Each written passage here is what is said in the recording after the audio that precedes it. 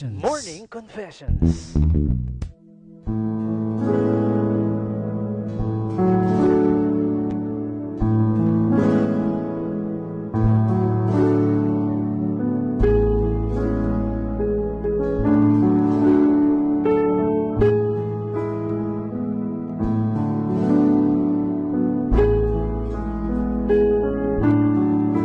Sa lahat ng bumubuo at nakikinig ng iyong programa, ibilang niyo na po ako sa isa sa mga yon.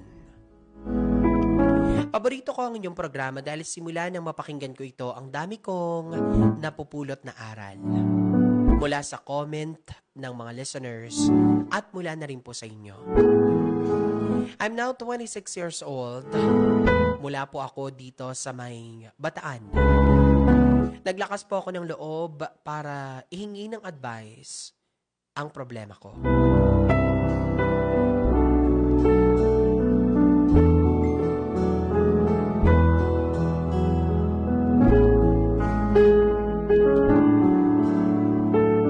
Hindi ko po kasi alam kung bakit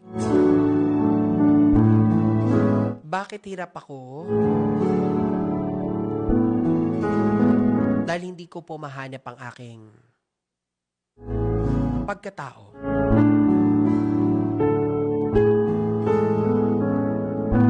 Hirap din ako ngayon na maipaintindi sa boyfriend ko na si Josh.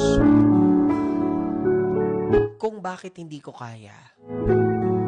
Hindi ko siya kaya na maiharap sa aking mga magulang. Alam ko po kasing gustong-gusto niyang magpakilala noon pa sa aking mga magulang. Pero ako lagi ang pumipigil. O kaya, nagdadahilan ako para hindi po ito matuloy.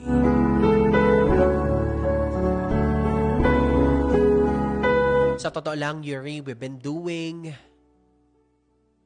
dating for about 6 months. Na para ba sa akin, ay parang hindi pa naman ganun katagal.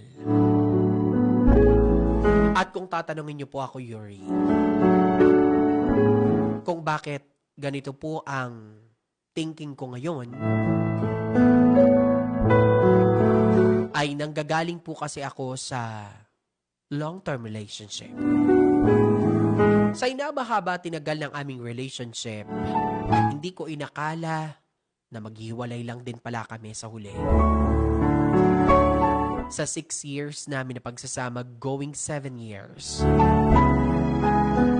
nakilala at naging parte na ako ng buhay ng kapamilya ko, ng pamilya ng partner ko dati. Kaya siguro mahirap din, Yuri, na i-detach ang aking sarili.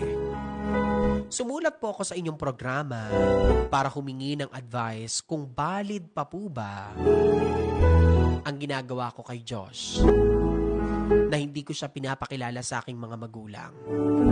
Ramdam ko naman ang sincerity niya pagdating sa aming relationship. Or masyado ba ako nagiging unfair para sa kanya?